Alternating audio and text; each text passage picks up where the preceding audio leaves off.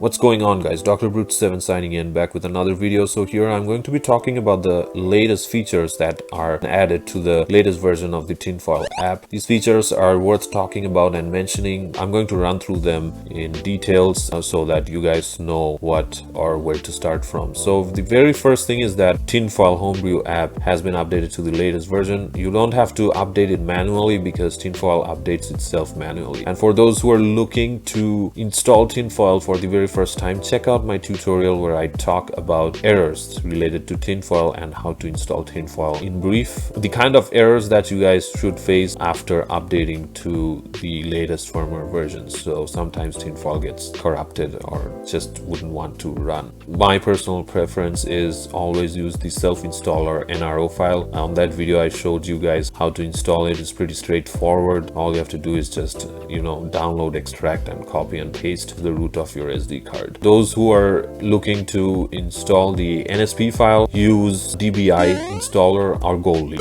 I have videos for both of those homebrew apps. You guys can check them out. Also, another note is that I show how to install and set up Tinfoil in details on my universal jailbreak tutorial. There I show you guys in detail how to set up Tinfoil in the best possible way. Let's get back into Tinfoil. In the help section, you would be able to see all these added features except for one feature that I will come to in a little bit. The most noteworthy feature that has been added on the latest version, you'd be able to launch RetroArch cores directly. So this feature is basically a RetroArch forwarder that requires the respective RetroArch cores to be installed. Most important thing that you guys need to understand is path needs to be set according to what has been mentioned. If you see SDMC is basically your memory card, the ROMs needs to be set exactly like how it has been shown here. Let's just start with the NES and the SNES. Create a ROM folder and create a subfolder named SNES. Just put the ROM file. All the Nintendo ROMs, they are very straightforward, but things go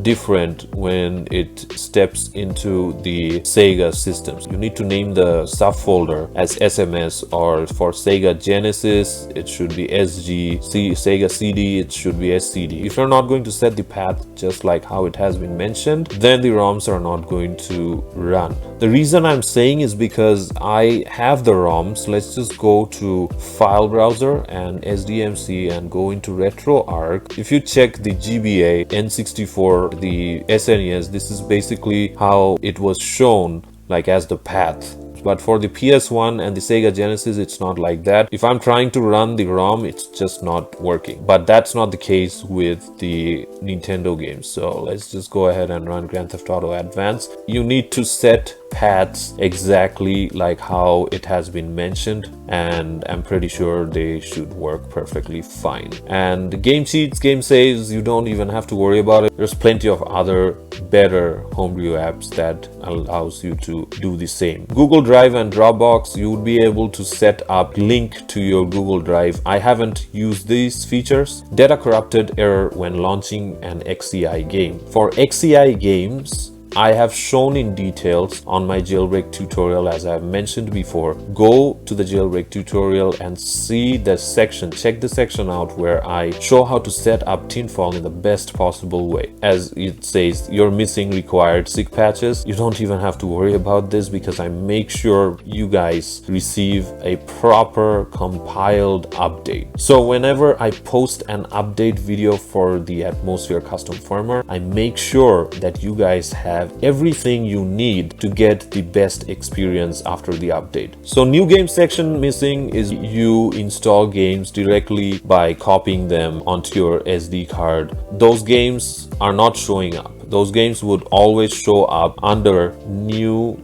games section. Let's just say the new game section is not showing up. Go to file browser and then go to SDMC. I have an NSP files folder created here. Okay, just think that I have XCI or whatever files, the installer files, copied and pasted here into this folder. We need this folder to be scanned when Tinfoil is going to be initialized or when you're going to run Tinfoil. Just hit the right thumbstick and here you're going to get three options. It says set this directory to auto scan at boot up. This is what you need to select. Save and There you go. So now every time what's gonna happen is that when I'm going to run Tinfoil for the first time, it's going to scan this directory, and if I have any kind of NSP or installer files, they're going to be shown under the new games section. Installing games via USB. These are all the features that were already available, and I don't use these features because these are shit features. Just doesn't work for me. So yeah, for those who made it to work, pat yourself on the back, and yeah, congratulations. So these were some of the newer features that were added to the latest version of Tinfoil, and the last but not the very least is another feature that allows you to install games directly through game cards. Just insert the game card while Tinfoil is running. It's going to prompt you that would you like to install this game cartridge. Just go ahead and press on OK. NAND means the system memory and SD card means SD card. I barely have space on SD card. I'll just switch to NAND because I'm using sysNAND, so I don't really care. There you go, it's installing. Okay, so as you can see that the game has been installed, that I have installed through Tinfoil. This is not going to be required anymore.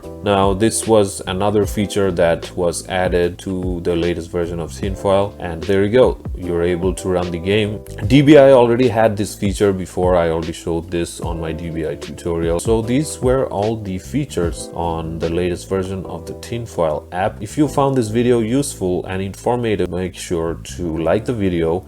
And don't forget to comment if you have any more questions. I would be more than happy to answer them. New viewers, please don't forget to hit the subscribe button. That would really help my channel. Until next time, Dr. Brute 7 signing off.